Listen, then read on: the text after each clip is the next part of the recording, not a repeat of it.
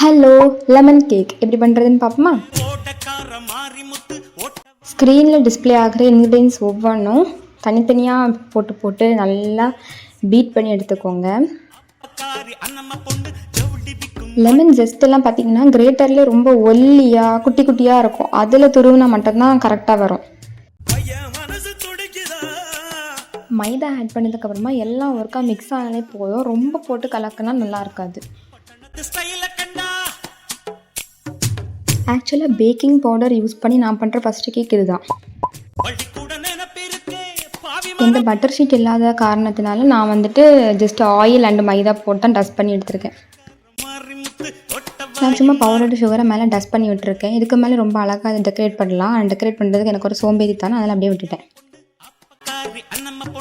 Okay, நாளைக்கு meet பண்ணலாம். Bye by.